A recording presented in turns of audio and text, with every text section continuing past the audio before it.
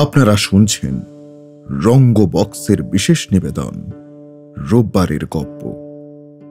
আজ আপনাদের জন্য ইন্দ্রনীল মজুমদারের লেখা আয়নার ওপারে গল্প পাঠ এবং অন্যান্য চরিত্রে ইন্দ্রনীল, ঋতুপর্ণা, অনন্যা এবং রৌনক। শব্দ পুনর্যোজনা এবং ধ্বনি মিশ্রণে ইন্দ্রনীল। শুরু হচ্ছে আমাদের আজকের রোববারের গপ্প আয়নার ওপারে। এই শেষ বসন্তের কথা। গাছে গাছে নতুন পাতা জন্মেছে, নানা রঙের প্রজাপতি মাধবীলতা রঙ্গনের ডালে ডালে উড়ে বেড়াচ্ছে। কোকিলের ডাকে মনটাও উদাস হয়ে যাচ্ছে। ব্যস্ত বিকেলে যখন পাশের বাড়ির মেয়েটা স্কুল থেকে ফিরছে, ছোটবেলার কথা মনে পড়ে যাচ্ছে। বনানি রোজ কেন যে এত দেরি করে চা দিতে, কি যে করে। গতবার পুজোয়, ওই পুজোর ঠিক আগে আমাকে লুচি আর কুমড়োর ছক্কা বানিয়ে দিয়েছিল। ভারী সুন্দর রান্নার হাত। বাজার থেকে ভালো আনাজ মাছ বেছে বেছে তারপর কিনে আনে। খুব মুখ। আমি কিছু বলি না, সব শুনি। কারণ এই দুনিয়ায় শোনার লোকের খুব অভাব। সবাই কথা বলতে ব্যস্ত, নিজের কথা, অন্যের কথা। এই এত কথা যে কোথা থেকে আসে সেটা ভাবতে ভাবতে একটা গোটা দিন কাবার হয়ে যায়। তাই আমি শুনি। শোনার মধ্যে একটা অন্য আনন্দ আছে। যাই হোক, যেটা বলছিলাম, ওই পুজোর সময় বনানী বলল, কাকু বলছি কি, এবারে পুজোয় না আমায় আর বোনাস দিতে হবে না। সে কি রে? আমি আলাদা করে সরিয়ে রেখেছি যাতে খরচা না হয়ে যায়। না না, বোনাস তোমায় নিতেই হবে। আরে কাকু, আমি বলছিলাম যে... না, তুমি আর কিছু বলবে না।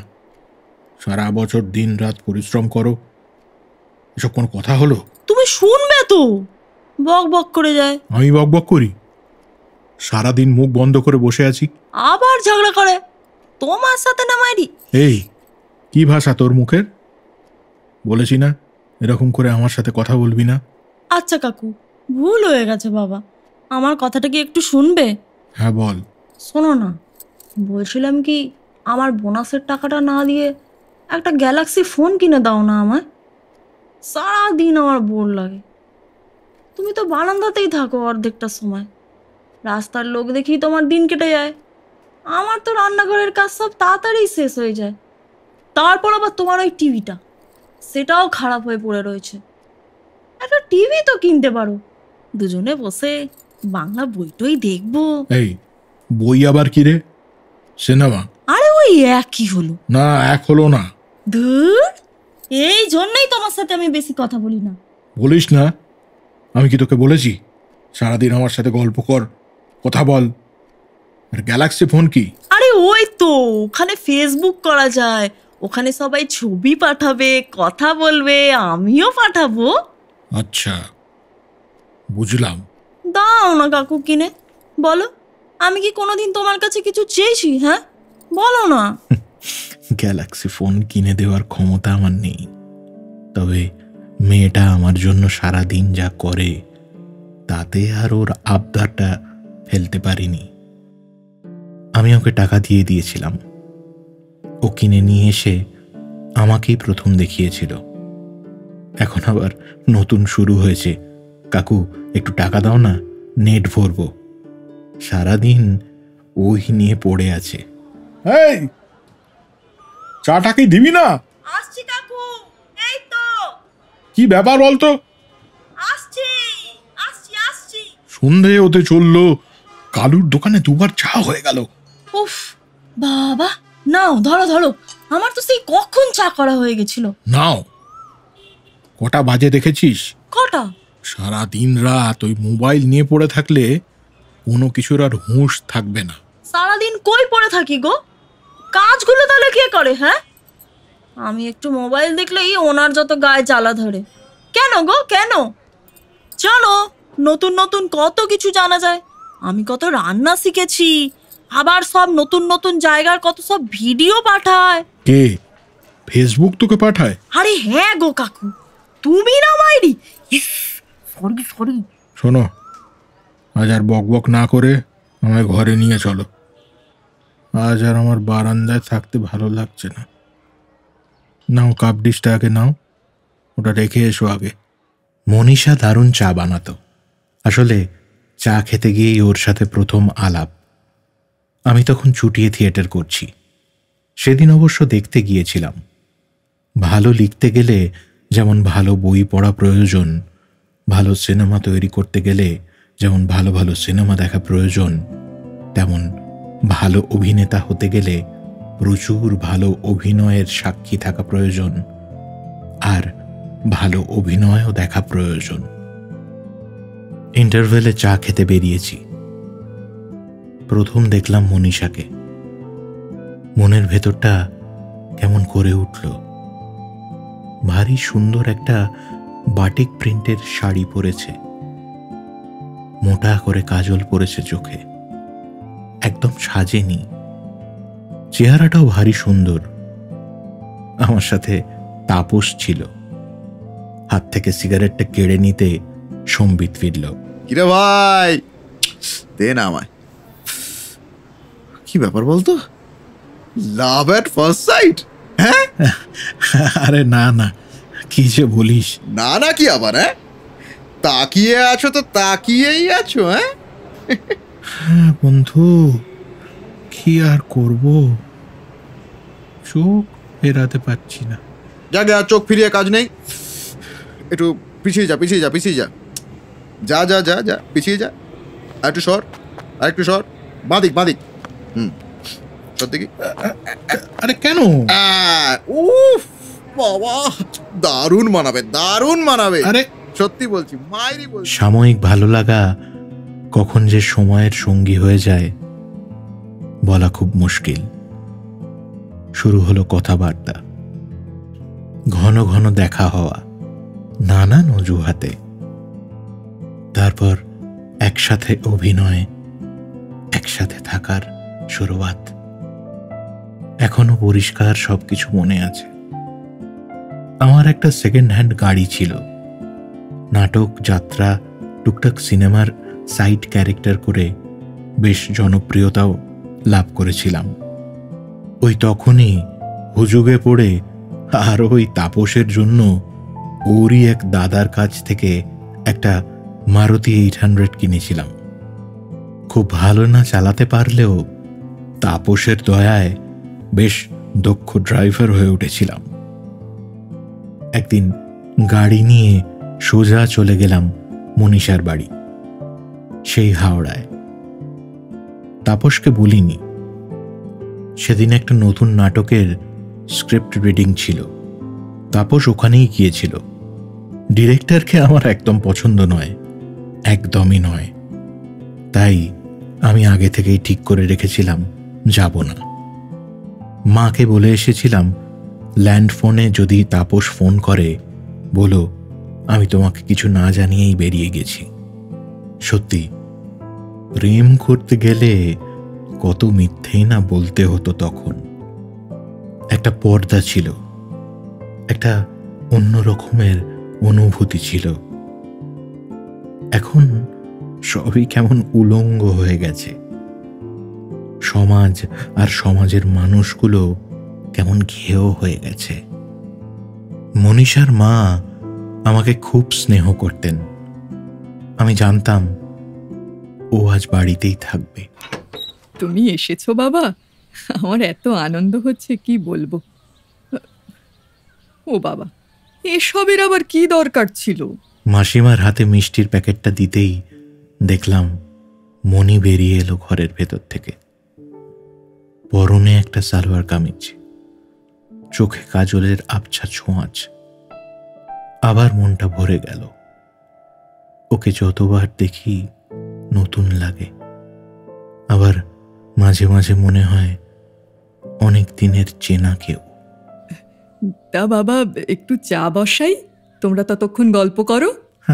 আরে না না মাসিমা, এখন আর কষ্ট করতে হবে না। মা, আমি কিন্তু চা খাবো।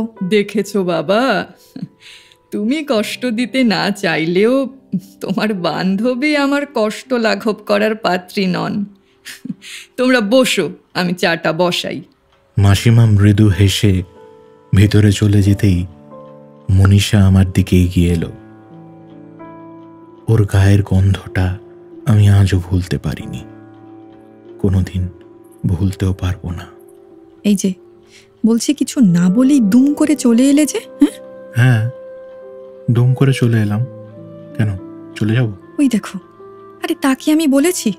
কিন্তু তুমি মাকে প্রণাম করলে না কেন? দেখেছো, একদম ভুলে গেছি। ছি ছি ছি, কি ভাববেন? যাই হোক, যা হয়েছে হয়েছে। এখন আবার তুমি কিন্তু করতে যেও না, বুঝতে পারবে আমি শিখিয়ে দিয়েছি। এই বলছি, তোমার ঘরটা আমায় দেখাবে না? কেন, তোমার কি বাড়ি ফেরার তাড়া আছে নাকি? একদম না। তাহলে সবুর করো।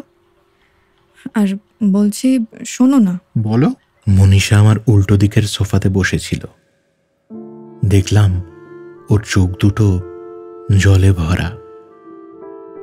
শ্রাবণের ভরা বর্ষার পর দিঘির কানায় কানায় যেমন ভরে থাকে ঘন কালো মেঘেদের ভেঙে যা তৈরি হয়, যার অতলে বারবার তলিয়ে যেতে আমি রাজি।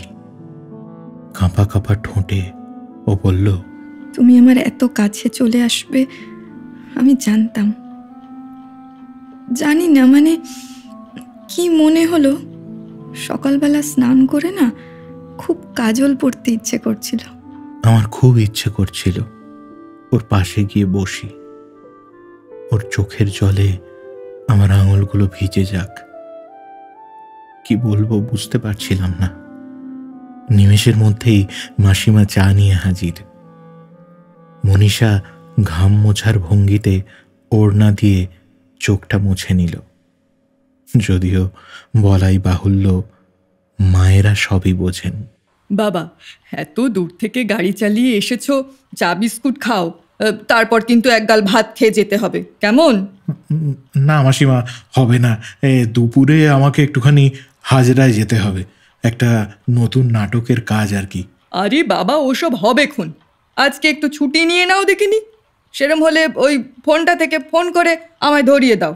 আমি বলে দিচ্ছি, আজকে আমি তোমায় আটকে রেখেছি। আমি মনে মনে ভাবলাম, যাক, আমাকে আর চেঁচে বলতে হলো না একটু বেশিক্ষণ থেকে যাওয়ার ব্যাপারটা। মাসিমা একাই দায়িত্ব নিয়ে সেই বন্দোবস্ত করে দিয়েছিলেন।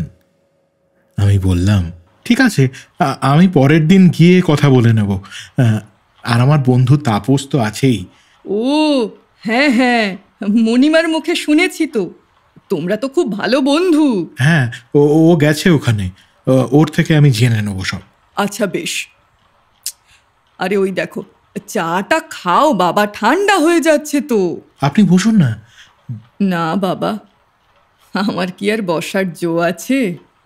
ওর বাবা চলে যাওয়ার পর থেকে সব দায়িত্ব তো আমার কাঁধে এসে পড়েছে।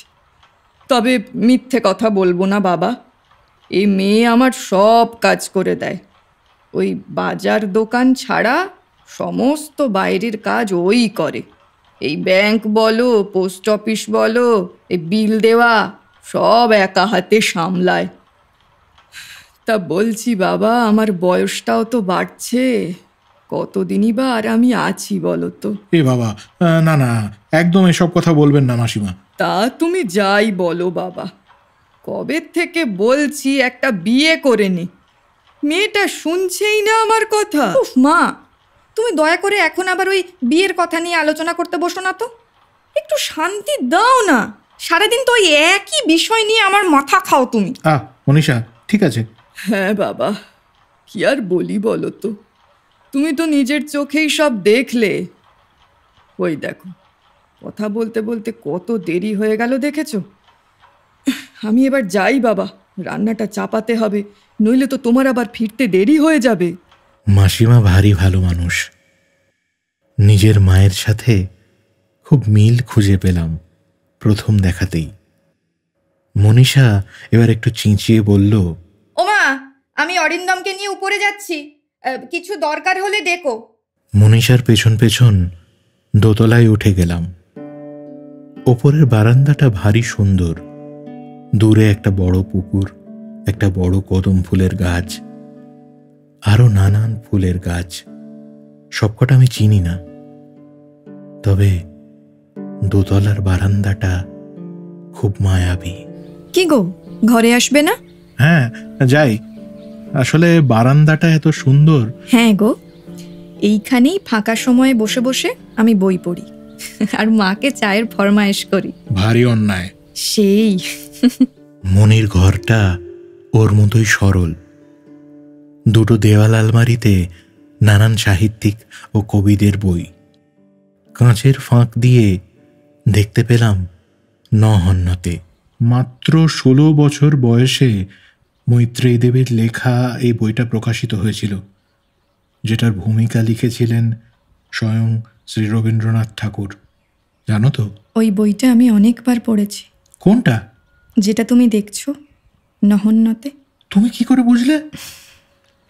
সব কথা বলতে নেই। এই প্লিজ বলো। ওখানে তো ওই it does not die romance, এই যে বইটার ইংরেজি ট্রান্সলেশন, ওই বইটাও তো রয়েছে। আরে ওই বইটা সবার কাছে থাকে না, মানে অনেকেরই অজানা। ও বাবা, তুমি নীরেন্দ্রনাথ চক্রবর্তীও পড়ো? আমার কবিতা ভালো লাগে। আরও কত সব বই। আমার বেশ লোভই লাগছিল, কারণ বই পড়তে আমি খুবই ভালোবাসতাম। পাড়ায় নিয়মিত লাইব্রেরি যেতাম। ওখানে রোজ একজন আসতো। মাঝে মাঝে যখন বাড়িতে থাকতাম, তখন বিকেলে ছাদে উঠে পায়চারি করতাম। তখন দেখেছি একটা মেটে রঙের লেডিস সাইকেল নিয়ে ছাদের দিকে তাকিয়ে একটা মেয়েকে দাঁড়িয়ে থাকতে। পরে পাড়ার ভোলাদার থেকে জেনেছিলাম মেয়েটা নাকি আমাকে মাঝে মাঝেই খুঁজতে আসতো, মানে আমি বাড়ি আছি কিনা, কখন বেরিয়েছি। ভোলাদা বলেছিল ও একদিন কৌতূহলবশত জিজ্ঞেস করেছিল যে আমার কথা ও এত জানতে চায় কেন। মেয়েটা তখনই সাইকেল নিয়ে চলে গিয়েছিল। নাটক, সিনেমা এইসব করতাম বলে প্রথমে পাড়ার লোক আমায় আওয়াজ দিত। এই সেকেন্ড হ্যান্ড গাড়িটা কেনার পর সেই বছরই পাড়ার দুর্গাপুজোয় আমায় সংবর্ধনা দিয়েছিল। সত্যি, মানুষ কি বিস্ময়কর একটা প্রাণী। ঈশ্বর বুদ্ধিতে সবার সেরা বানিয়েছেন, আর বোধ বস্তুটা হাওয়ায় ভাসিয়ে রেখেছেন। গ্রহণ কি বর্জন, সেটা মানুষের হাতে। পরে একদিন রাস্তায় অনেক রাতে আমি শো করে ফেরার সময় ওই মেয়েটিকে দেখেছিলাম। একটু কাছাকাছি যেতেই সাইকেলে জোরে প্যাডেল করে সে চলে গিয়েছিল। তারপর 1 বছর পরে জানতে পারলাম ওর বাঁকুড়ায় বিয়ে হয়ে গেছে। তাই আর লাইব্রেরিতেও দেখতে পেতাম না। আমি কবিতা পড়তে তেমন ভালোবাসি না, তবু একবার ইচ্ছে হলো কাজী সাহেবের সঞ্চিতা কাব্যগ্রন্থটা একবার পড়ি। শুনেছিলাম আমার ঠাকুমা নাকি অসাধারণ নজরুল গীতি গাইতেন। মার মুখে শুনেছিলাম, কারণ আমার জন্মাবার আগেই উনি গত হয়েছিলেন। একদিন রাতে টেবিল ল্যাম্প জেলে আমি বইটা পড়ছি। বাইরে ঝিরঝির করে বৃষ্টি পড়ছে। বইটা উল্টাতে উল্টাতে শেষ পাতায় গিয়ে আমার শরীরে একটা শিহরণ অনুভব করলাম। দেখলাম নীল কালি দিয়ে আমার নাম লেখা। অরিন্দম নামের অনেকেই থাকতে পারে, কিন্তু ওখানে আমার ডাক নাম লেখা ছিল। লেখা ছিল, অরুদা, আমি তোমার। দূরের লাল আকাশে বিদ্যুতের রেখা দেখেছিলাম সেদিন। আর কিছুদিন পর জেনেছিলাম মেয়েটির নাম সঞ্চিতা। আর বিয়ের কিছুদিন পর প্রসব করতে গিয়ে সে মারা গিয়েছিল। এই, তুমি সঞ্চিতা পড়েছ? মনির কথায় সময় যাত্রা বর্তমানে ফেরত নিয়ে এলো আমায়। এ কি, এই তুমি ঘামছো তো? এই টেবিল ফ্যানটা নিচ থেকে নিয়ে আসবো? আসলে ছাদে সারাদিন এত রোদ পড়ে, এখন আবার বেলা 12টা বাজে। দোতলায় না, এই জন্য দুপুরবেলা বসতে খুব কষ্ট হয়। আমি তো বাড়িতে থাকলে ওই জন্যই বারান্দায় এসে বসে থাকি। আমি কিছু না বলে পকেট থেকে রুমালটা বের করে কপালের ঘামটা মুছে নিলাম। ঘরে একটা পুরনো খাট রয়েছে, সেই কাঠের কাজ করা ঘোরানো ঘোরানো ছত্রি, একটা টেবিল আর একটা মোড়া। আমি এগিয়ে গিয়ে খাটে বসলাম। মাথার ওপরে পাখার হাওয়াটা খুব একটা ঠান্ডা নয়। মনি এসে আমার গা ঘেঁষে বসল। এর আগে বহুবার আমরা পাশাপাশি বসে সিনেমা দেখেছি, নাটক দেখেছি, বোটানিক্যাল গার্ডেনে বেড়াতে গিয়েছি। তবে মনির গায়ের উত্তাপ আজ আমায় পুড়িয়ে ফেলার জন্য যথেষ্ট ছিল। এই উত্তাপ আদিম। আমি বাঁদিক ফিরতেই মনি ওর ডান হাত দিয়ে আমার মাথাটা টেনে নিল। ওর দুটো নরম ঠোঁটের স্পর্শে আমি ওকে জড়িয়ে ধরলাম। আমার আঙুলগুলো সেদিন ওর স্তনের নরমে বারবার এলোমেলো হয়ে যাচ্ছিল। এখনো জোরে প্রশ্বাস নিলে ওর ঘাড়ের নরম পশমের মিশে থাকা গন্ধ পাই। সেই দিনই বুঝেছিলাম, সত্যি মনি শুধু আমার, আর কারো নয়, কারো হতে পারে না। দমকা হাওয়ায় জানলার কপাটটা বন্ধ হতেই আমরা বুঝতে পেরেছিলাম অনেকটা সময় কেটে গেছে। হাওয়াই তার জানান দিয়ে গেল বোধহয়। তারপর নিচে নামলাম। মাসিমা খুব যত্ন করে ভাত, ডাল, আলু ভাজা, কাতলা মাছের কালিয়া আর রায়তা খাইয়েছিলেন। আমি না কিছুতেই ওই মুহূর্তটা ভুলতে পারছিলাম না। মনিও চোখ নামিয়েছিল যতক্ষণ ছিলাম সেই দিন। ইয়ে, বাবা অরিন্দম, একটা কথা বলবো বাবা, যদি কিছু মনে না করো। এ বাবা, না না, বলুন না। মা, এই, তুই চুপ করে বসে থাকতো, আর একটা কথা তুই বলবি না। এবার যা বলার আমি বলবো। বাবা বলছি, শোনো না, তুমিও তো এই অভিনয় জগতে আছো, মণিমাও নাটকের দলে আছে। আমি তো ওর রক্তকরবী দেখতে গিয়েছিলাম। তুমি তো ওই 3rd রোতে বসেছিলে, আমি দেখেছি। উফ, মেয়েটা আমার কি ভালো অভিনয় করলো বাবা। আমার এত গর্ব হচ্ছিল জানো বাবা।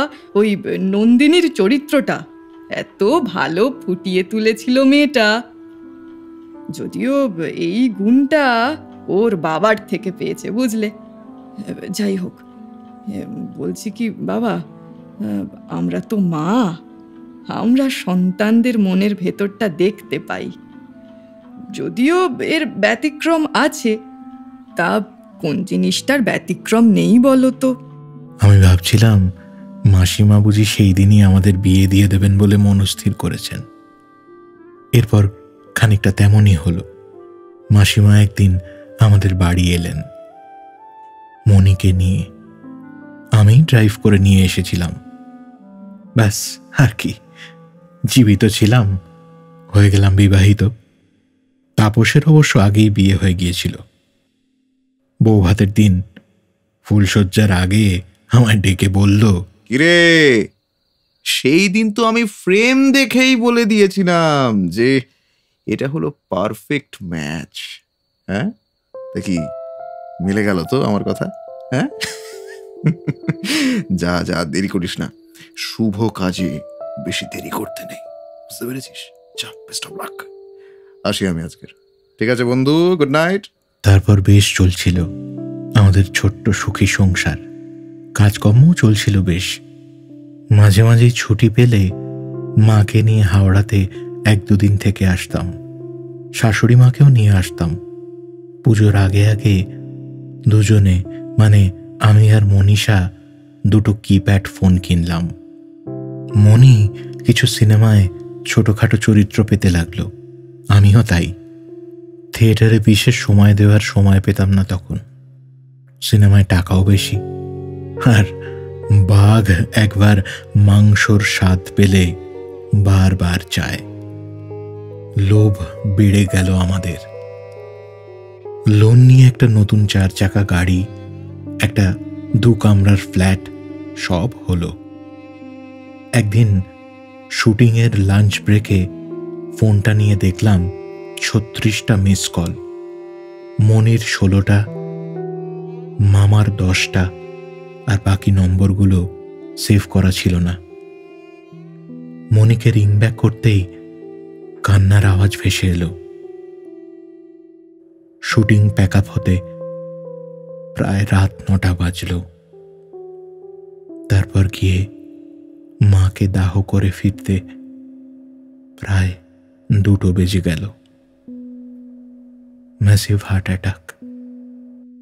হাসপাতালে নিয়ে যাওয়ার সময় দেয়নি। সময় তার নিয়মেই চলতে থাকলো। আমরাও চলতে থাকলাম, চালাতে থাকলাম জীবনের রেলগাড়িটা। বলছি টিভিটা কি সারাবে কাকু? আরে ও কাকু, হ্যাঁ, সারাবে টিভিটা? আর শোনো না, না হলে বরঞ্চ একটা অ্যান্ড্রয়েড টিভি কেন না গো?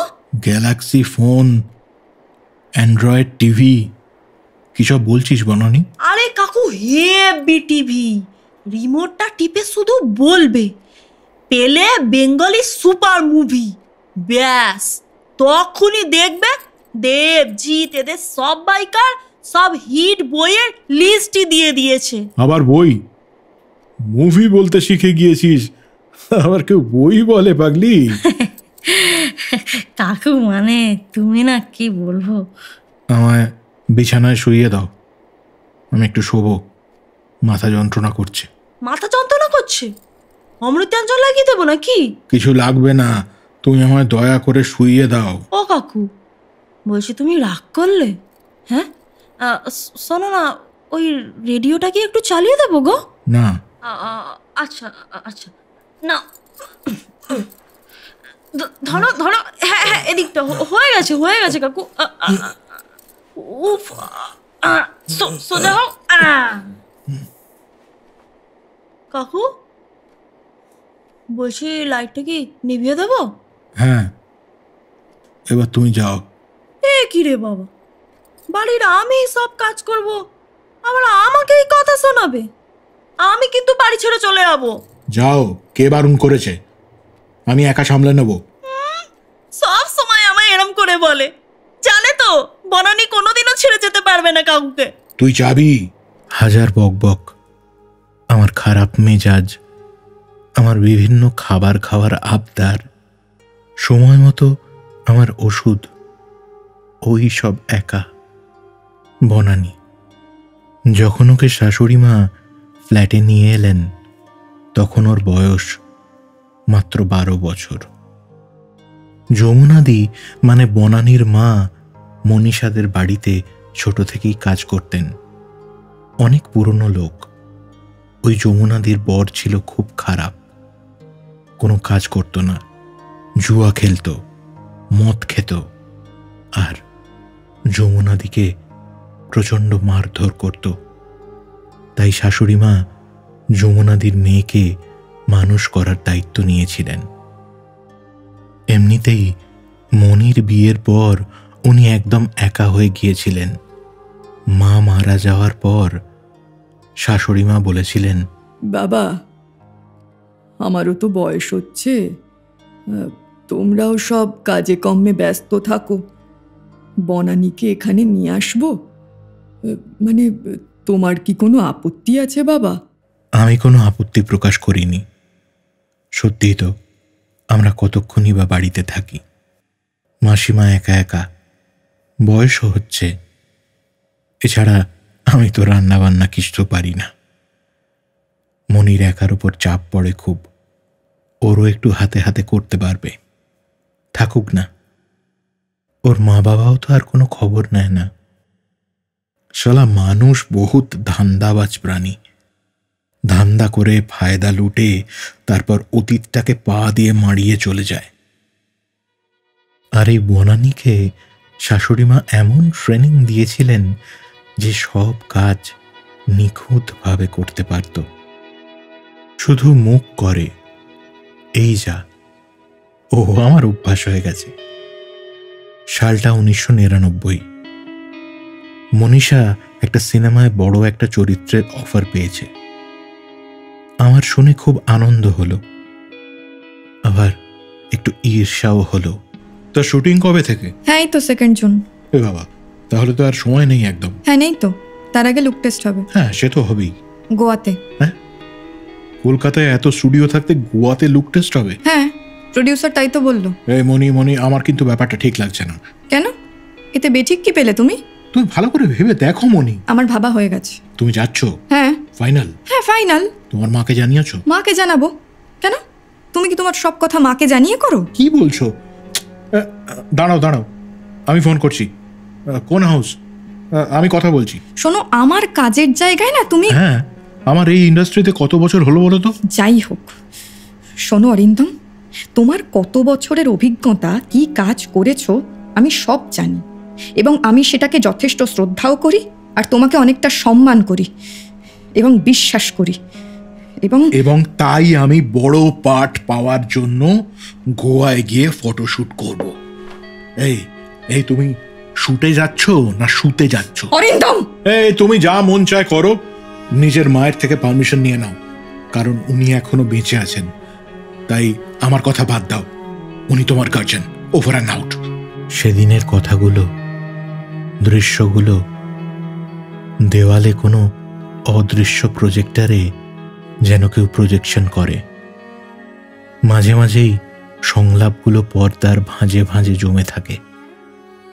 একটু হাওয়া দিলেই শব্দগুলো সারা ঘর জুড়ে উড়ে বেড়ায়। কাকিমণি, শিগগিরই চলো, বড়বেলা কেমন করছে, শিগগিরই চলো কাকিমণি। হ্যাঁ, কি বলছিস তুই? অরিন্দম, অরিন্দম, একটা অ্যাম্বুলেন্স ডাকো না। মা মা মা মাসিমা সেদিন রাতে বাথরুমে পা পিছলে পড়ে যান। ডাক্তার ডেথ সার্টিফিকেটে লিখেছিলেন ব্রেন স্ট্রোক। হাসপাতালে নিয়ে গেছিলাম, আইসিসিউতে রাখা হয়েছিল। ডাক্তার 72 ঘন্টা সময় চেয়েছিলেন। ভোরেই ফোন আসে। বনানী খুব কাঁদছিল। বড় মা তো ওর জগৎ ছিল। আস্তে আস্তে সময়ের লয় বিলম্বিত থেকে মধ্য হয়ে আবার দ্রুত হয়ে গেল। বলা ভালো জীবনের লয়, কারণ সময় তো নম্বর। তাপসের সাথে যাদবপুরের একটা বারে মদ খেতে যাচ্ছিলাম তখন মাঝে মাঝে। তাপসের একটাই মেয়ে, এখন বিয়ে হয়ে গেছে, লন্ডনে থাকে। জুন মাসের 1 তারিখ রাতে গলা পর্যন্ত মদ খেয়ে বাড়ি ঢুকলাম। বনানী দরজা খুলে দিয়ে বলল কাকিমণি ঘুমোচ্ছে, বলল কাল ভোরে ফ্লাইট। আমি ড্রয়িং রুমের সোফায় চুপ করে বসে রইলাম। তারপর আর কিছু মনে নেই। সকালে ঘুম ভেঙেছিল 10টার সময়। বনানী চা দিয়ে গেল। চা খেতে খেতে বেডরুমে ঢুকলাম। একটা উগ্র পারফিউমের গন্ধে আমার গাটা গুলিয়ে উঠল। চোখে পড়ল বিছানায় রাখা মানি ব্যাগের তলায় একটা চিঠির দিকে।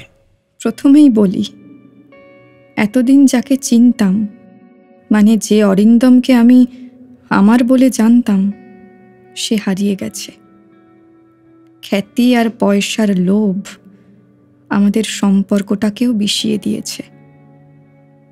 সেদিনকার ঝগড়াটা মা পুরোটা দরজার বাইরে থেকে শুনেছিল, কারণ অ্যাম্বুলেন্সে তোলবার আগে মা দুটো কথা আমাকে বলেছিল, তোরা অশান্তি করিস না, ওটা তোদের মানায় না। আর বলেছিল রুম্পার খেয়াল রাখিস, ও বেচারি অনেক কিছু করেছে আমাদের জন্য। রুম্পা বনানীর ডাকনাম, যদিও আমি আর মা ছাড়া ওই নামটা তুমি জানো কিনা আমি জানি না। আর ছবিটা আমি আর করছি না, ঠিক করেছি আর কোনোদিন অভিনয় করব না। তুমি ভালো থেকো। বনানীকে রেখে গেলাম, ওর যেন কোনো অযত্ন না হয়, কারণ তুমি একদিন আমাকে বলেছিলে আমাদের সন্তান হলে মেয়েই হবে। আমায় আর কখনো তুমি খুঁজো না। তোমার মনি, 2রা জুন 1999। এক আকাশ বৃষ্টি ঠিক যেমন করে টিনের চালে শব্দ করে, বৃষ্টির ফোঁটাগুলো গ্রহাণু আর উল্কার মতো যেমন দ্বিধা বিভক্ত ছিন্ন বিচ্ছিন্ন করে দেয় কোনো অজানা গ্রহের বা উপগ্রহের মাটিকে, যেমন করে সিংহের শিকার করা একটা নীল গাইয়ের দেহের পচা গলা অংশ হায়নার দল এসে টেনে হিঁচড়ে খায়।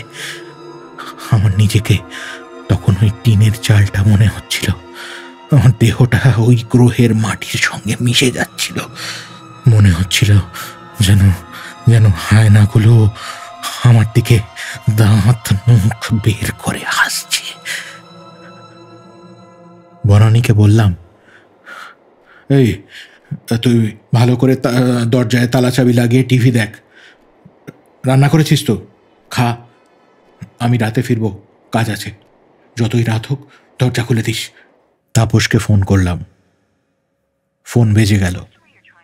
দুপুরে এসপ্ল্যানেডের একটা বারে গিয়ে বসলাম। আমি মদ খাচ্ছি না মদ আমায় খাচ্ছে সেই হুঁশ যখন আমার নেই, দেখলাম তাপস ফোন করছে। কেটে দিলাম। আরো 2-3 বার করলো, বেজে বেজে বন্ধ হয়ে গেল। ভাববে হয়তো টেকে আছি, টেকেই তো আছি, তবে তবে এটা রিল না, রিয়েল। আরো মদ খেয়েছিলাম সেই দিন। ওয়েটার এসে বলল, লাস্ট অর্ডার দিয়ে দিন স্যার, কাউন্টার ক্লোজ করতে হবে। ক্রেডিট কার্ড দিয়ে বিল মিটিয়েছিলাম। ওয়েটারটা খুব ভালো, আমায় গাড়ি অবধি তুলে দিল। এবার বাড়ি যাওয়ার পালা। অনেকটা রাস্তা, তবে রাত হয়ে গেছে তো, তাই ফাঁকা হয়ে গেছে। আমার ডান দিক বাঁ দিক দিয়ে ওই ওই উল্কার মতো আলোগুলো বেরিয়ে বেরিয়ে বেরিয়ে বেরিয়ে চলে যাচ্ছে। আমি আমি আমি সবকটা ইন্ডিকেটার জ্বালিয়ে দিলাম। আমায় তো বাড়ি যেতেই হবে। বনানী একা। মনি চিঠিতে লিখে গেছে ওর যেন কোনো অযত্ন না হয়। চোখটা বন্ধ হয়ে আসছে। এখন যদি পুলিশ ধরে আমার তো জেল হবে। আচ্ছা মনীষা কি আমায় ডিভোর্স দেবে? আচ্ছা আমি সেদিন ঝামেলা করলাম বলে কি মাসিমা মাথা ঘুরে বাথরুমে পড়ে গেলেন? আচ্ছা আমি বাড়ি থাকলে কি সেদিন মাকে ঠিক সময় হাসপাতালে নিয়ে যেতে পারতাম? না কিচ্ছু পারতাম না, কিচ্ছু পারিনি। আমি সালা একটা গান্ডু, মহাগান্ডু। এতদিন ইন্ডাস্ট্রিতে থেকে কি চললাম? এই তো 2-3 লাইনের সব পাঠ। নাটকটাও ছেড়ে দিলাম। কেন না টাকা নেই। নাম করব, গাড়ি ছড়বো, বড় হব, বড়। এই কখন শালা বড় হতে হতে উঠতে উঠতে উঠতে আসলে নামছি, আরো নামছি, আরো আরো নিচে নামছি।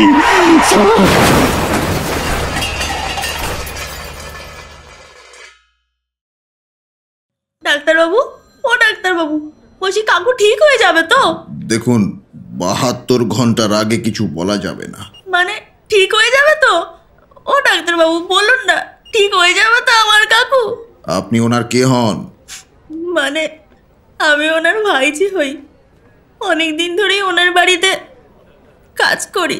কেন, আর কেউ নেই?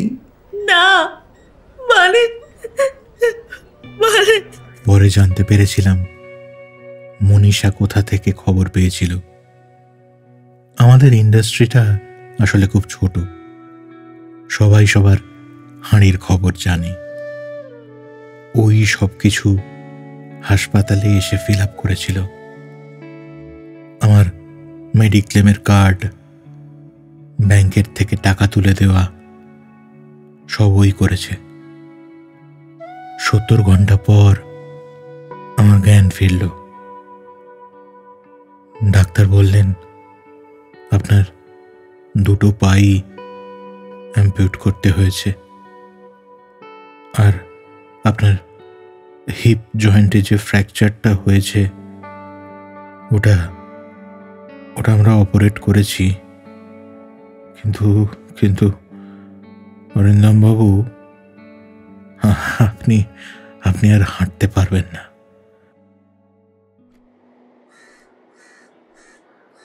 হঠাৎ কাক ডাকার শব্দে ঘুমটা ভেঙে গেল।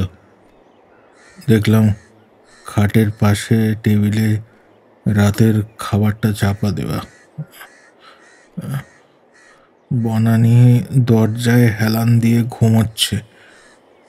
ঘড়ির দিকে তাকিয়ে দেখলাম 8টা বাজে। এই বনানী, বনানী।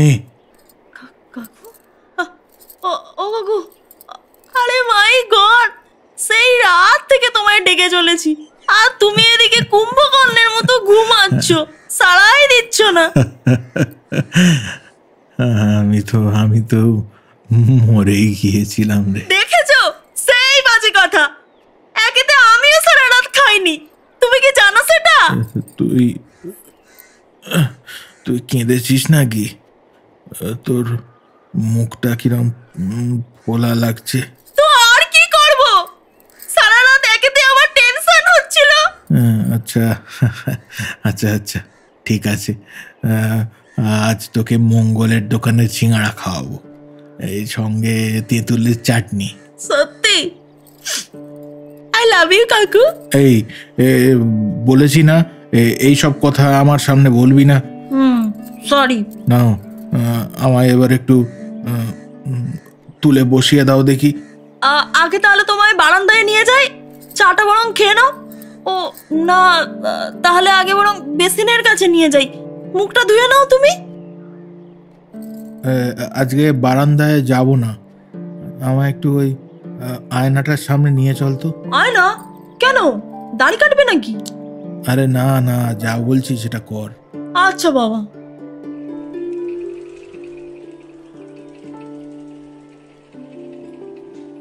আজ সারাদিন এই আয়নার সামনেই বসে থাকবো। আচ্ছা, যদি ওই আয়নার ওপারটাতে যেতে পারতাম কেমন হতো? ওই যে ওইখানে একটা লোক কি নির্লিপ্তভাবে পুরনো একটা হুইল চেয়ারে বসে আছে, সুন্দর ডোরা কাটা একটা শার্ট, কটকির লুঙ্গি, চিরুনিটা দিয়ে চুলটা একটু আঁচড়ে দিই। ব্যাস ব্যাস ব্যাস।